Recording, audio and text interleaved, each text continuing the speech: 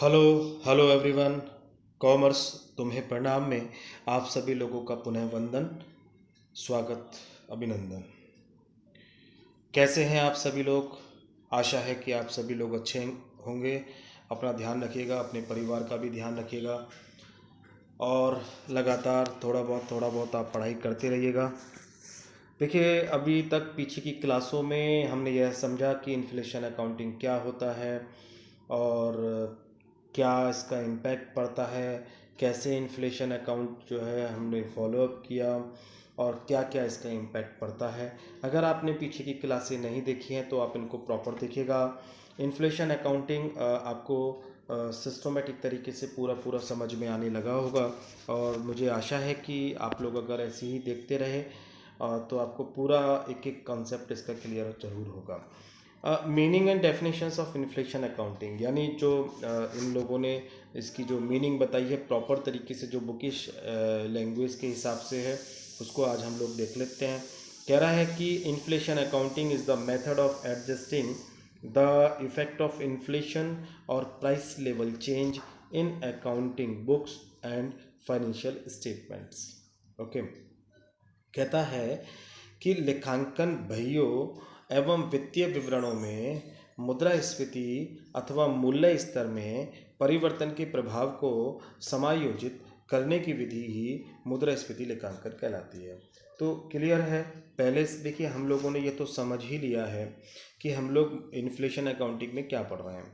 हम लोग past years में, लास्ट ईयर्स में जो हम लोगों ने वैल्यू दिखाई है एसेट्स की या अदर चीज़ों की, वो आज की तारीख में, यानी आफ्टर 3 इयर्स, 4 इयर्स, 5 इयर्स, वो आज की तारीख में जो उनके रेट बढ़े हुए हैं, वो रेट बढ़े हुए किस कारण से लगते हैं, क्या वो वास्तव में रेट बढ़े हुए होते हैं, इसको एनालिसिस हम लोग जब करते हैं, यानी कि जो एसेट्स की कीमत यहाँ थी 4 लाख रुपए, यहाँ पर 5 लाख रुपए एसेट्स वही दिख रही है हमको आफ्टर 5 इयर्स, तो क्या वास्तव में यह रेट बढ़ गए हैं?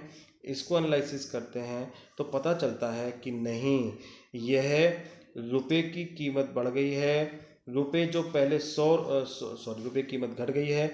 जो जो सामान हमको पहले 100 रुपये में मिल जाता था, वही सामान हमको 150 रुपये खर्च करके मिलता है। इसका मतलब रेट में कोई चेंजिंग नहीं हुआ है, लेकिन ये इफ़ेक्ट तो है।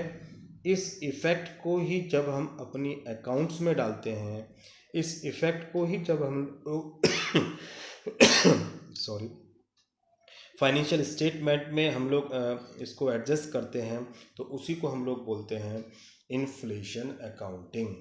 क्लियर?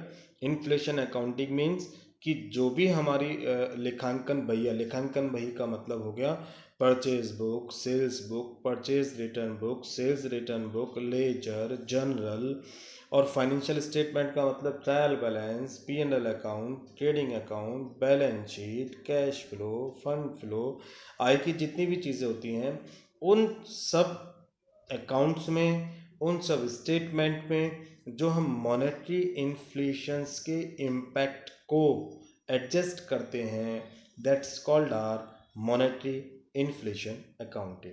ठीक है ना? ये पीछे हमने समझ लिया था, आज इसकी बुकिश लैंग्वेज को हमने एनालिसिस किया है।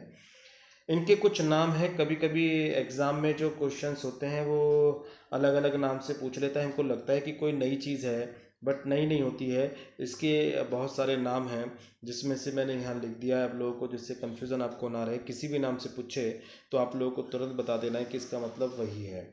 जैसे रिवॉल्यूशन अकाउंटिंग के नाम से पूछे पुनर्मूल्यांकन लेखांकन। देखो, रिवॉल्यूशन अकाउंटिंग से आपको कन्फ्यूज़न हो सकती है कि सर हमने जो है पार्टनरशिप में पढ़ा था, पार्टनरशिप में हम लोगों ने रिवॉल्यूशन अकाउंट पढ़ा, admission of partner and retire and death में अक्सर हम लोग रिवॉल्यूशन अकाउंट तैयार करते हैं।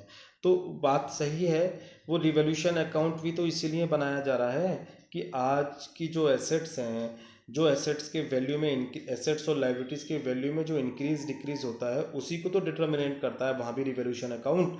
तो इसलिए वो वही वाला रिवोल्यूशन अकाउंट ही यहाँ पर जो है डिनोट कर रहा है।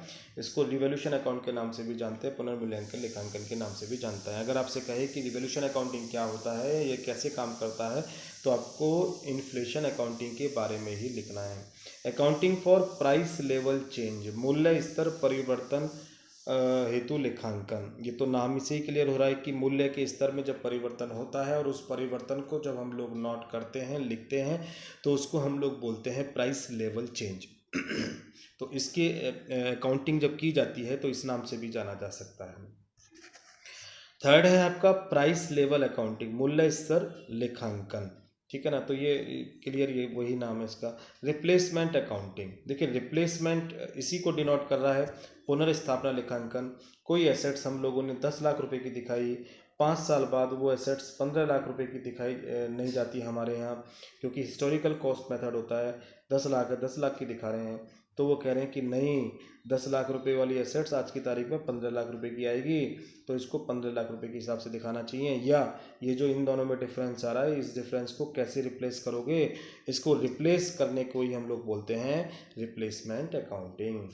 नेक्स्ट है इसका स्टेब्लिश्ड अकाउंटिंग, स्थिर लेखांकन। स्थिर लेखांकन क्यों कहा गया है, तुम लोगों के दिमाग में क्वेश्चन हो सकता है कि सर स्थिर को तो हटाने के लिए हम लोग कर रहे हैं।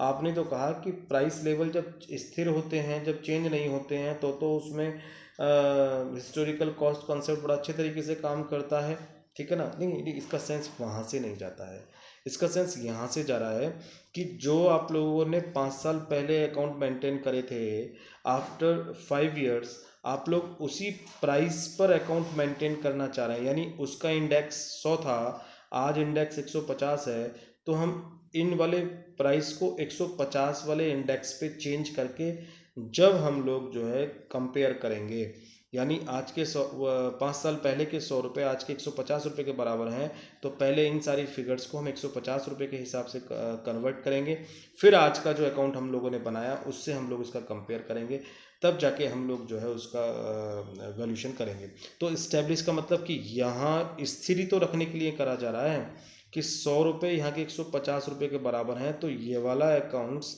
यहाँ भी बिल्कुल ऐसा ही दिखाई दे, इसीलिए तो इसके प्राइस को यहाँ पर हम इसके हिसाब से चेंज कर रहे हैं। तो ये स्थिर तो हुआ, चेंज तो जब होता जब हम इसको आज के हिसाब से दिखा रहे होते, 5 साल पहले के हिसाब से, और आज के हिसाब से भी हम लोग जो है इसमें कोई चेंजिंग नहीं करते और बस आज के रेट से बनाते और फिर कंपेयर करना शुरू कर देते। तो स्थिर कहाँ हुआ, ये तो परिवर्तनशील हो गया, चेंजिंग वाला हो गया कि ये वाला है, ये इसके हिसाब से। लेकिन यहाँ पर क्या हुआ है कि इसी को 150 रुपये के हिसाब से हमने मेंटेन किया, फिर 150 रुपये के हिसाब से मेंटेन करने के बाद कंपेयर किया, तो इसलिए भी इसको एस्टेब्लिश अकाउंटिंग बोलते हैं, स्थिर लेखांकन विधि बोलते हैं। ओके, आगे कह रहे हैं इसका नाम है common dollar accounting. Common dollar accounting का मतलब, क्योंकि ये ब्रिटेन से लाया गया है और अमेरिका से लाया गया है, तो अमेरिका में जो चलता है डॉलर चलता है, ठीक है ना। तो कॉमन डॉलर का मतलब हो गया कि हम लोग जो डॉलर है, वो डॉलर आज से 5 साल पहले भी, आज से 3 साल पहले भी, आज से 2 साल पहले भी, आज की कीमत में भी, तो डॉलर को समान करने के लिए, डॉलर की वैल्यू को इक्वल करने के लिए जब हम लोग अकाउंट्स मेंटेन करते हैं, तो इसको हम लोग कॉमन डॉलर अकाउंटिंग भी बोलते हैं। ये वहीं से शब्द लाया गया है, इसलिए इसको कॉमन डॉलर अकाउंटिंग के नाम से जानते हैं, ठीक है। तो ये इसके नाम हो गए, ठीक है। मीनिंग आपको समझ में आ गया। अगर अदर नेम से अगर आपको पूछता है तो आपको ये बता देना है कि अदर नेम इनके ये होते हैं, ठीक है। इसकी डेफिनेशंस की बात हम लोग करें तो इसकी परिभाषा क्या कहती है, ये आप लोग एक ही राइटर का रख लीजिएगा, R.A. फाउल्के। R.A. फाउल्के ने क्या कहा कि established account is a method of converting values by means of an index number from cost or depreciate cost to current economy value। स्थिर लेखांकन निर्देशांक के माध्यम से मूल्यों में परिवर्तन की विधि है, इसमें लागत मूल्य या हिरासत लागत मूल्य को चालू आर्थिक मूल्य में परिवर्तित किया जाता है। यह बात तो आपको समझ में आ गई होगी अच्छी तरीके से कि जैसे इन्होंने क्या कहा, इन्होंने आपसे कहा कि जो भी हम लोगों के एसेट्स की कॉस्ट है या एसेट्स में डेप्रिसिएशन घटाने के बाद जो डेप्रिशिएटेड वैल्यू है, उस वैल्यू को आज के इकोनॉमिक वैल्यू के हिसाब से जब हम कन्वर्ट करेंगे तो उसी को कहते हैं इन्फ्लेशन अकाउंटिंग। ऐसा R.A. फाउल्के ने कहा। यानी मैं अपने शब्दों में आपको बताऊं तो इसका मतलब ये हुआ कि जो अब 5 साल पहले एसेट्स जो थी वो सपोज करो कि 100 रुपये की थी, उस 100 रुपये को, अब मान लीजिए 100 रुपये को हम 5 साल बाद आज के रेट के हिसाब से जब कन्वर्ट करेंगे तो यह जो कन्वर्ट कर रहे हैं इस कन्वर्ट को ही हम लोग इन्फ्लेशन अकाउंटिंग कहते हैं। 5 साल पहले मान लीजिए 100 रुपये का इंडेक्स था, आज का जो इंडेक्स है वो 150 रुपये का है। तो 100 रुपये को हम लोग 100 से डिवाइड करेंगे क्योंकि उस समय इंडेक्स 100 था, और मल्टीप्लाई कितने कर देंगे 150 का। तो मेरी वैल्यू निकल कर आ जाएगी कितनी 150। इसका मतलब ये हुआ कि जो 5 साल पहले एसेट 100 रुपये की थी वो एसेट्स आज कितने रुपए की आती है 150 की। यानी इस कॉस्ट अकाउंट से जो मेंटेन किए गए डेप्रीशिएट वैल्यू जो थी उसको मैंने आज के वैल्यू के हिसाब से कन्वर्ट कर लिया। आज उसकी वैल्यू कितनी है 150। अब मैं हिसाब लगाऊंगा कि मार्केट में 170 की है या 160 की है 140 की है। तो अब मैं इसके हिसाब से लगाऊंगा तो मुझे पता चलेगा कि वास्तव में रुपये बढ़ा है घटा है या क्या हुआ। अगर मैं 100 रुपये के हिसाब से लगाऊंगा तो फिर तो प्राइस मुझे बढ़ा हुआ दिखाई देगा, जबकि वो बिल्कुल गलत है क्योंकि पहले मैं उसको आज के हिसाब से जो है कन्वर्ट करूँगा। बिल्कुल इसे ऐसे समझिएगा, इसे एग्जाम्पल के थ्रू से, जैसे सपोज़ करो कि जितने भी पहलवान होते हैं वो आपस में कुश्ती करते हैं। तो पहलवान जब कुश्ती करते हैं तो पहलवानों को कुश्ती करने के लिए क्या करना होता है कि उनके एक क्राइटेरिया बनाए जाते हैं कि 32 साल के एज वाले, या जो है 40 साल की एज वाले, या जो है 56 किलोग्राम वाले जो है कुश्ती करेंगे, या जो है 72 किलो वाले। तो उनको क्या होता है कि अब मान लीजिए सपोज करो कि 36 किलो वाला जो है वो बढ़िया खेल रहा है, 36 किलो वाले वेट में कोई बढ़िया खेलता है, तो क्या उसे 72 किलो वाले से हम लोग लड़ा देंगे? नहीं ना। तो 36 किलो वाले का कंपेयर 36 से होगा। अब जैसे गर्ल्स कोई कुश्ती कर रही है तो गर्ल्स की जो कंपेयर करेंगे, हम गर्ल्स से तो कंपेयर करेंगे, बॉयज से कैसे कंपेयर कर लेंगे? तो इसलिए यह इस तरीके से लेवल इक्विवेलेंट बराबर करने के लिए, लेवल को बराबर करने के लिए जब हम लोग इसका कैलकुलेशन करते हैं, दैट से इन्फ्लेशन अकाउंटिंग हम लोग इसको कहते हैं। आई होप आपको क्लियर हो गया होगा। आज की वीडियो हम लोग यहीं ख़त्म करेंगे। कल मैं आप लोगों को इसके डिमेरिट्स या मेरिट्स के बारे में चर्चा करेंगे। आपका दिन शुभ हो, भविष्य मंगल हो। इसी आशा के साथ हम आपसे आज विदा लेते हैं। बहुत बहुत धन्यवाद।